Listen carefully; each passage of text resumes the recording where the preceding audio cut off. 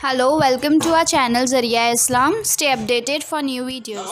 ہو جا مالک کے حضور جب بندہ عزت سے سر جھکا دیتا ہے اللہ کی رحمتیں بندے پہ نازل ہوتی ہے۔ ایک روایت میں آتا ہے جب بندہ نماز کے لیے کھڑا ہوتا ہے ابھی اس نے سجدے میں جانا ہوتا ہے ابھی وہ قیام ہی کرتا ہے، اللہ فرماتا ہے میرے بندے کے گناہ جو ہے اس کے بدن سے نکال کے ایک سمت کر دو تاکہ میرا بندہ اس حالت کے اندر میرے حضور حاضر ہو کہ وہ گناہوں سے پاک اور صاف ہو۔ حضرت نبی رحمت صلی اللہ علیہ وآلہ وسلم فرماتے ہیں کہ پھر اس کے سارے گناہ اس کے بدن سے اتار کے ایک سمت رکھ دیے جاتے ہیں اور بندہ مصلی پہ سبحان ربی العالی کے نغمے الاپتا ہے، رکوع کرتا ہے، سجدے کرتا ہے۔ جب سلام پھیر کے نماز ختم کر کے دعا کر کے جانے لگتا ہے تو فرشتے عرض کرتے ہیں مالک یہ جو گناہ اتار کے ایک سائڈ پہ رکھے تھے یہ دوبارہ اس کو دے دیں۔ اللہ فرماتا ہے جس کی جھولی سے گناہ نکال لیے تھے دوبارہ اس کی جھولی میں نہیں ڈالیں۔ اللہ اکبر۔ اور ایک روایت کے لفظ ہیں کہ جب بندہ نماز کے لیے کھڑا ہوتا ہے اس کے کندھوں کے اوپر سارے گناہ آ جاتے ہیں اور اس کے سر پہ اوپر گناہ آ جاتے ہیں۔ جب رکوع میں جاتا ہے تو کندھوں والے گناہ گر جاتے ہیں اور جب بندہ سجدے میں سر رکھتا ہے تو اللہ تعالیٰ اس کے سارے گناہوں کو ختم کر دیتا ہے اور وہ بالکل پاک ہو جاتا ہے۔ حضرت سلیمان فارسی ایک دن ایک درخت کے نیچے کھڑے تھے، آپ نے درخت کی شاخ کو پکڑ کے جنبش دی، حرکت دی، موسم خزاں تھا، درخت کی شاخ کے سارے زرد پتے گر گئے۔ ایک صحابی پاس کھڑے تھے، انہیں پوچھنے لگے عثمان تو نے مجھے پوچھا نہیں کہ میں نے درخت کی شاخ کو یوں ہلایا کیوں ہے؟ انہوں نے کہا اچھا پھر آپ بتا دیں کہ آپ نے درخت کی شاخ کو یوں کیوں ہلایا ہے؟ کہا سنو پھر ایک دن میں اور چند صحابہ حضور کے ساتھ جا رہے تھے، رستے میں ایک درخت آیا، اس کے نیچے حضور کھڑے ہوئے، حضور نے اس طرح درخت کی شاخ کو پکڑ کے ہلایا، یوں پتے جھڑ گئے، ہم اس منظر کو دیکھتے رہے۔ حضور علیہ السلام نے فرمایا سلمان فارسی تو نے مجھے پوچھا نہیں کہ میں نے اس درخت کی شاخ کو یوں کیوں ہلایا ہے؟ تو میں نے عرض کی حضور آپ بتا دیں کہ آپ نے کیوں ہلایا ہے؟ فرمایا سلمان جس طرح اس درخت کی شاخ کو ہلایا گیا اور سارے پتے جھڑ گئے، جب کوئی بندہ سجدے میں سر رکھتا ہے نماز پڑھتا ہے اس کے سارے گناہ دھل جاتے ہیں اور وہ پاک اور صاف ہو جاتا ہے۔ ایک دن فرمایا صحابہ اگر کوئی بندہ اس کے گھر کے سامنے سے نہر گزرتی ہو اور وہ دن میں 5 مرتبہ اس نہر کے اندر غسل کرے تو بتاؤ اس کے بدن کے اوپر کوئی میل کچیل رہ جائے گا؟ عرض کی نہیں۔ فرمایا اس طرح جو 5 نمازیں پڑھتا ہے اس کے بدن کے اوپر گناہوں کا میل نہیں رہتا۔ فرمایا الصلاۃ معراج المومنین، نماز مومنوں کا معراج ہے۔ عماد الدین الصلاۃ، نماز دین کا ستون ہے۔ حبب الی من دنیاکم ثلاث، الطیب والنساء وجعلت قرۃ عینی فی الصلاۃ، مجھے تمہاری دنیا سے صرف 3 چیزیں پسند ہیں، خوشبو، منکوحہ بیویاں اور میری آنکھوں کی ٹھنڈک نماز میں رکھی ہے۔ اور حضور نے یہ بھی ارشاد فرمایا من ترک الصلاۃ متعمدا فقد کفر، جس نے جان بوجھ کے نماز چھوڑی گویا اس نے کفر ہی تو کیا، یعنی کافروں والا کام کیا۔ حضرت امام فخر الدین رازی نے تفسیر کبیر میں لکھا حافظوا علی الصلوات والصلاۃ الوسطی، اس آیت کریمہ کے تحت ایک عورت مدینے کی گلیوں میں چیخ رہی ہے اور کہنے لگی مجھے حضور کے در کا پتہ بتاؤ۔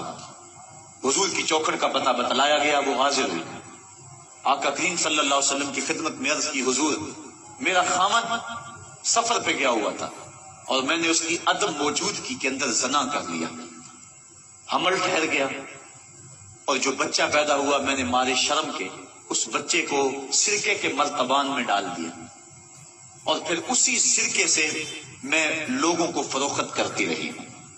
اب جبکہ میرا ضمیر جاگا ہے میں آپ کی خدمت میں حاضر ہوئی، مجھے بتایا جائے کہ میرے گناہ کا بھی کوئی کفارہ ہے۔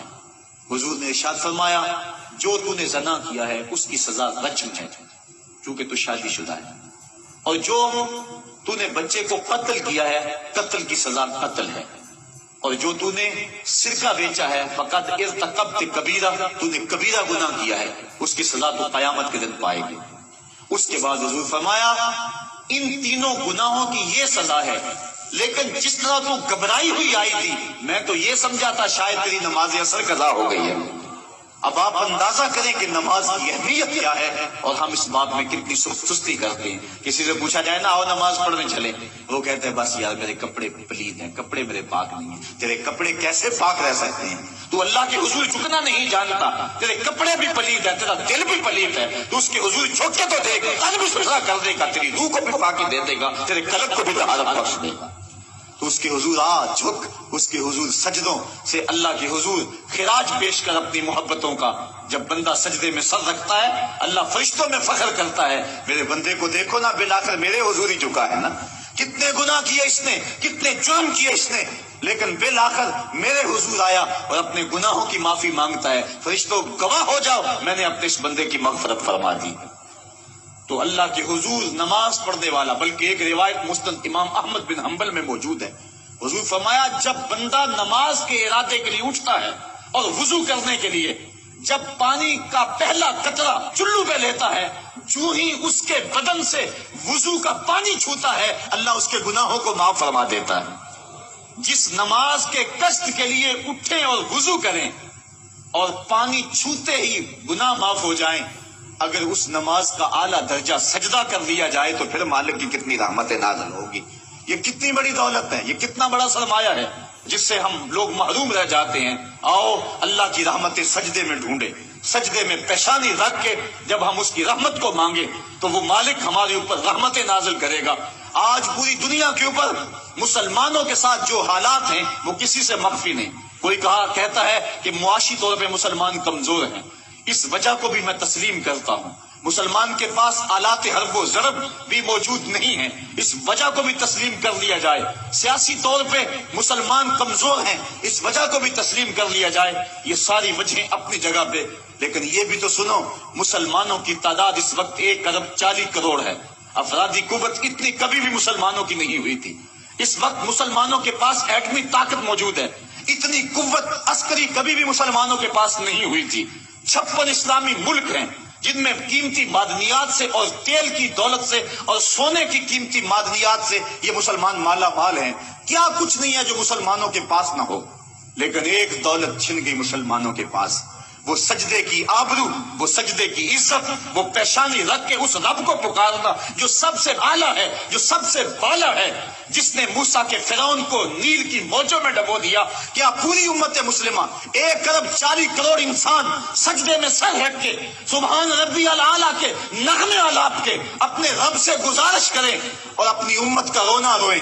کشمیر میں لٹتی ہوئی جوانیاں اور پل قدس کے اندر بہتا ہوا خون، شبرغان سے لے کر کابل و قندھار تک اور موصل سے لے کر تقریب تک مسلمان کے اوپر جو ظلم و تشدد ہو رہے ہیں، اپنے رب کے حضور اس کا دکھڑا سنائیں اور اپنے مالک کو کہیں میرے مالک ہم لٹ گئے، ہم کٹ گئے، ہم پٹ گئے.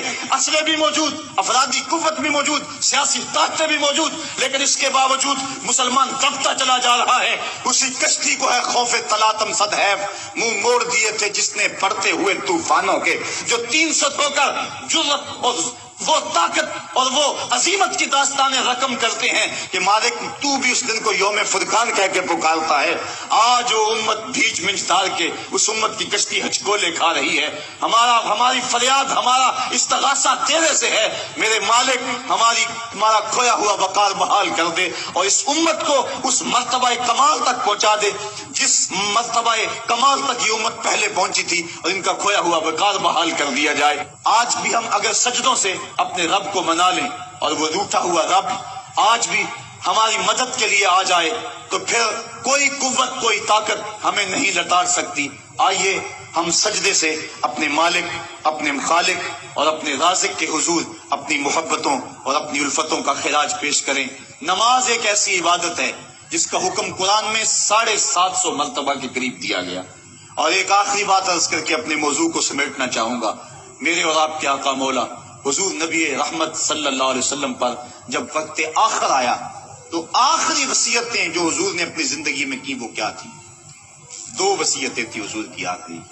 جب حضور ایام مرض میں تھے اور آخری وصیتیں، اس کے بعد حضور نے کوئی کلام نہیں کیا، وہ یہی تھا الصلاۃ الصلاۃ الصلاۃ الصلاۃ. لوگوں میں تمہیں نماز کی تاکید کرتا ہوں، میں نماز کی تاکید کرتا ہوں، اور دوسرا فرمایا جو تمہاری ملک میں تمہارے غلام اور تمہاری لونڈیاں ہیں ان کے ساتھ حسن سلوک کی تاکید کرتا ہوں۔ یہ آخری دو باتیں تھی جو حضور نے ارشاد کی، حقوق اللہ کے حوالے سے نماز اور حقوق العباد کے حوالے سے حضور نے کمزوروں کے حق ان تک پہنچانے کی تاکید امت کو دی، اور اس کے بعد پھر حضور انتقال کر گئے۔ آئیے ہم سجدوں سے اپنے رب کو راضی رکھیں۔ اللہ مجھے آپ کو توفیق عمل عطا فرمائے۔